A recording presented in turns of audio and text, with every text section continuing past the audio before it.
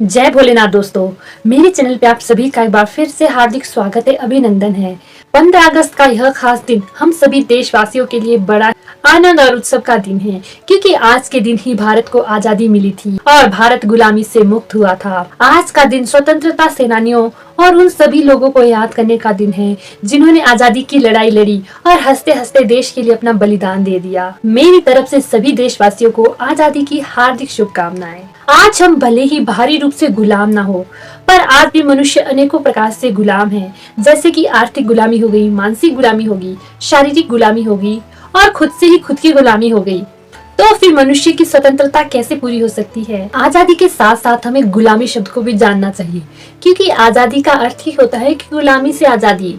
पर गुलामी क्या है? कोई भी वस्तु, इंसान या कुछ भी ऐसी चीज जिस पर हम डिपेंड है, यही कहते हैं ना हम सिंपल भाषा में, कि जो चीज हमें दबा के रखती है, हमारा शोषण करती है, वो गुलामी है। तो ये सोचने वाली बात है कि क्या हमेशा कोई और व्यक्ति ही हमें गुलाम बनाता है? क्या कभी कभी हम खुद को खुद ही गुलाम नहीं बनाते हैं? हमारी बुरी आदतें हमें गुलाम नहीं बनाती है ना? तो हमें उस पर भी ध्यान देने की आवश्यकता है। बाहरी रूप से स्वतंत्र तो हो गए, पर अंदर से स्वतंत्र नहीं हुए तो मनुष्य जीवन सफल नहीं होने वाला और ना ही हमारी यह जिंदगी सुधरने वाली है। इसलिए बाहरी स्वतंत्रता के साथ आंतरिक स्वतंत्रता को भी महत्व दीजिए। वर्तमान में तो आंतरिक स्वतंत्रता को महत्व देना बहुत ज्यादा जरूरी है, क्योंकि गुलामी अब बाहरी नहीं बल्कि आंतरिक है। वर्तमान में अब वो दिन नहीं है कि कोई देश किसी देश को गुलाम बना ले, जैसे कि अंग्रेजों ने भारत को बनाया था। वर्तमान समय तो आर्थिक रूप से गुलामी का और मानसिक गुलामी का है। आजादी सबको बड़ी प्यारी होती है और सब चाहते हैं कि वो आजाद रहे, और सब समझते भी यही है कि वो तो आजाद हैं और आजाद देश का निवासी है। पर जरा ध्यान से सोचकर देखा जाए तो हम केवल बाहरी रूप से ही आजाद होते हैं, आंतरिक रूप से अभी भी हम अपनी इच्छाओं के, किसी दूसरे व्यक्ति के गुलाम ही होते हैं। उदाहरण देके समझाने का प्रयास करती हूँ। जरा विचार कीजिए उस सिचुएशन को कि अभी अभी कोई व्यक्ति आपसे भला बुरा कह दे तो आपको बुरा लगेगा ना, और आप भी उसे 4 बातें सुना देंगे, या कोई आपकी बात नहीं मानेगा, या फिर जैसा आप चाहते हैं वैसा ना हो तो आपको चिढ़ आएगी ना।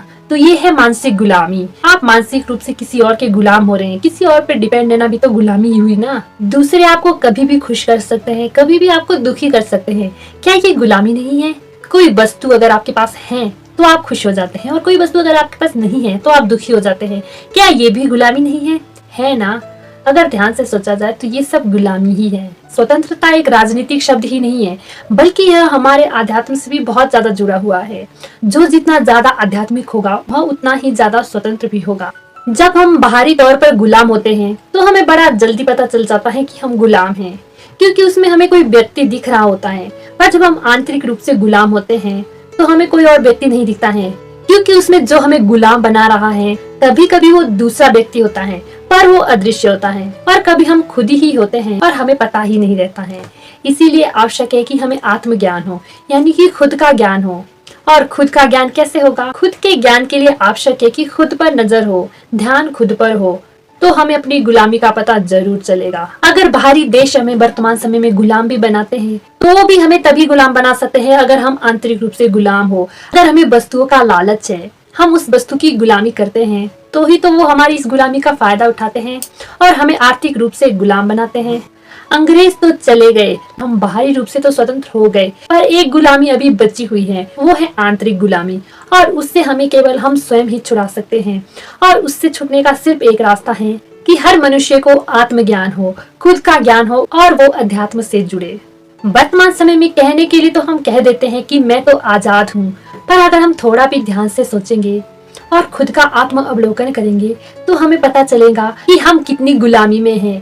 कभी किसी वस्तु की गुलामी, जैसे फोन हो गया, पैसा हो गया, नाम हो गया, शोहरत हो गया। कभी किसी व्यक्ति की गुलामी, वो इमोशनली भी हो सकती है। हम सोचते हैं कि वो हमसे प्यार करे, वो हमारी रिस्पेक्ट करे, वो हमें अच्छा बोले, ये भी तो गुलामी हुई ना। उदाहरण इसके हजारों हो सकते हैं। आप अपना अवलोकन कीजिए, आपको जरूर पता चलेगा कि हमने कौन कौन सी गुलामी पाली हुई है। तो स्वतंत्रता दिवस जरूर मनाइए। स्वतंत्रता बड़ा प्यारा शब्द है, पर यह स्वतंत्रता अधूरी है जब तक कि आप आंतरिक गुलामी से पीड़ित हो। इसीलिए अपने आंतरिक गुलामी पर भी थोड़ा ध्यान दीजिए और उस गुलामी से मुक्त होने का प्रयास कीजिए। मेरी बातों को बड़े ध्यान से सुनने के लिए धन्यवाद। अगर आपको यह वीडियो अच्छी लगी हो तो वीडियो को लाइक, कमेंट और शेयर करना ना भूलिएगा। और ऐसी ही और वीडियो देखने के लिए चैनल को सब्सक्राइब कर दीजिएगा। मिलते हैं अगली वीडियो में, तब तक के लिए खुश रहिए, खुशियाँ बांटिए, अच्छे कर्म कीजिए और ईश्वर का नाम लीजिए। जय भोलेनाथ।